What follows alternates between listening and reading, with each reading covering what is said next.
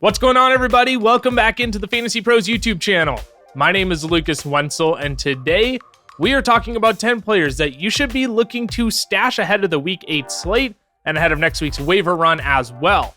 Before we dive on into that list of players, though, you can take the guesswork out of waiver wire decisions with Fantasy Pros Waiver Assistant. It will give you instant analysis on potential moves from over 100 fantasy experts. You'll also discover both the weekly and rest of season impact for every waiver ad. All you have to do is visit fantasypros.com/myplaybook or download the Fantasy Football My Playbook app. Again, all you have to do, visit fantasypros.com/myplaybook or download the Fantasy Football My Playbook app to optimize your roster today. Kicking off our list this week is San Francisco 49ers wide receiver Ricky Pearsall, who's rostered in 30% of leagues. This roster percentage is definitely higher than my preference for this video, but no matter your league size, Pearsall needs to be stashed. The 49ers wide receiver room is a mess as of this recording, with Brandon Ayuk out for the season, Deebo Samuel battling pneumonia, Jauan Jennings dealing with a hip injury, and shoot, let's just throw George Kittle in too since he's dealing with a foot injury. I'm not saying all of these guys are going to sit out, but if one of Deebo, Jauan, or Kittle are out, Ricky Pearsall immediately rises in the pecking order. There's also a world where the first-round pick out of Florida eventually overtakes Jauan Jennings in this offense. So Slick Rick is one of the best stashes regardless of league size right now and should be rostered in far more than 30% of leagues. Coming in next is Buffalo Bills running back Ray Davis, who's rostered in 27% of leagues. Again, this roster percentage is typically higher than my preference, but Davis should be rostered in far more than a quarter of leagues. Cook remained the lead back upon his return, but Ray Davis still gained 41 yards on 5 totes and even found the end zone. He was clearly the more efficient back than Cook on the day, where 7 of Cook's 12 totes went for 2 yards or less. If Davis continues carving out more of a role after his 23-touch day back in Week 6, he could possess some standalone value. He's already one of the most premium handcuff stashes at the running back position, and he gets a solid stretch of matchups against the Seahawks, Dolphins, and Colts coming up. Our next stash is Los Angeles Chargers running back Kimani Vidal, who's rostered in 12% of leagues. After Vidal's 13 fantasy point performance in Week 6, he came back down to earth in Week 7. He only got 4 touches on the afternoon while posting a disappointing 3.3 yards per carry. That being said, J.K. Dobbins wasn't any better against the Cardinals, which leaves the door open for Vidal to see more work. As long as Gus Edwards is on injured reserve, there will be intrigue about what could be with the rookie out of Troy. As the season progresses, it's not impossible J.K. Dobbins loses steam in his first year back post Achilles, and Vidal only gets stronger in his rookie campaign. The Chargers draw a juicy matchup with the Saints this week, where even if Dobbins does have a heyday, Vidal can join in on the fun too. Fourth up is running back Jaylen Wright of the Miami Dolphins, who's rostered in 8% of leagues. As of right now, both Devon Achane and Raheem Mostert are healthy and active, but it's no secret how fragile this backfield is. When Achane missed time back in Week 5, Wright stepped in to receive 13 totes and averaged 6.6 yards per carry for 86 yards against the Patriots. Even coming out of their bye week, Wright was kept in the mix by getting 5 carries and averaged another 6.6 yards per carry. What's also exciting is that this Miami Dolphins offense should be getting Tua Tagovailoa back in Week 8, which will elevate the offense in its entirety. That means if anything happens to Achane or Mostert, the role Wright would inherit would be even more valuable than in weeks past. If you have the extra room and can stash a one injury away home run hitter, then Jaylen Wright is your guy. Dipping back into the wide receivers, we're going to look to stash Sterling Shepard of the Tampa Bay Buccaneers, who's rostered in 9% of leagues.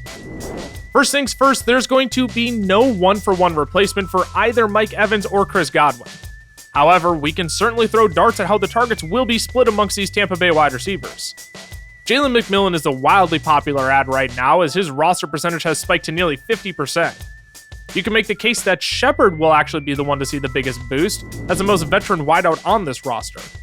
He's already put up 3+ games of 7 or more points as the clear wide receiver 3 when Mike Evans and Chris Godwin were healthy, and even found the end zone against Atlanta in Week 5. If you're in a deeper league and another manager already beat you to Jalen McMillan, Sterling Shepard may not be the worst consolation prize. Another Tampa Bay wide receiver to consider stashing this week is Trey Palmer, who's rostered in 2% of leagues. Why not throw a dart on all 3 wide receivers to see which one sticks? Trey Palmer is significantly younger than Sterling Shepard at only 23 years old, and after Mike Evans left against the Ravens, it was Trey Palmer who took over as the perimeter wide receiver. He wound up playing the second most snaps of the team's wide receivers and only ran one less route than Chris Godwin. Now, could the correct answer to this puzzle actually be Jalen McMillan and Cade Otton? Absolutely, but neither of them are prolific enough to instantly write off Trey Palmer, who will certainly see an increased role. Worst case scenario, you drop Palmer next week in favor of the new hotness on the waiver wire. Next up is Bub Means, a wide receiver for the New Orleans Saints, who's rostered in 6% of leagues. It was a brutal showing from the Saints on Thursday Night Football, who got absolutely walloped by the Denver Broncos. Nothing went right for the offense, but I'm thinking of the big picture here with Bub Means. Yes, Olave could potentially be back in Week 8 as he's been practicing in limited fashion as of this recording, but Rashid Shaheed is officially done for the season with a torn meniscus. Derek Carr will eventually make his return and improve the quarterback play of this offense. Now, I'm also not going to sit here and act like his 3 receptions for 37 yards last week gets me all excited, but if Bub Means locks down the wide receiver 2 role for the Saints, there could be rest of season value once this offense returns to full strength. Our tight end stash of the week is Jatavian Sanders of the Carolina Panthers, who's rostered in only 1% of leagues. Sanders has now drawn 5+ targets in each of the last 3 weeks and had his best fantasy output in Week 7, scoring 12.1 fantasy points. He caught all 6 of his targets for a season-high 61 yards despite losing to the Commanders. Ian Thomas played 21 snaps to Sanders' 32, but it was Sanders who ran 13 more routes and ran the second most routes on the entire team in Week 7. Even with the unprompted switch to Bryce Young at quarterback, there's an opportunity Sanders can be a safety blanket underneath and across the middle of the field. If the volume and snaps are going to be there for Sanders, I'm willing to take a shot and stash him with how abysmal the tight end position has been this year. Our 6th rookie to consider stashing is Troy Franklin, wide receiver for the Denver Broncos, who's rostered in 3% of leagues. Franklin has now quietly put up double-digit fantasy points in back-to-back weeks after a strong showing against the Saints on Thursday Night Football. He drew a team-high 6 targets, catching 5 of them for 50 yards. He also ran the second most routes on the team and is close to establishing himself as the second option behind Courtland Sutton. Devon Valey is his primary competition at this point, but Franklin already has the Oregon rapport built with Bo Nix, and I would bet on him as being the better long-term stash. The Broncos don't really get me excited by any means, but if we're looking to stash rookie upside that could pop back half of the season, Troy Franklin isn't the worst place to start, especially with matchups against the Panthers and Ravens coming up. Last but not least, for all of you playing in leagues where you start a defense and special teams unit, you can look to stash the Los Angeles Chargers, who are rostered in 45% of leagues. I know this roster percentage is higher than the teams I've chosen in previous weeks, but this is just a brilliant pickup that could serve you multiple weeks in a row.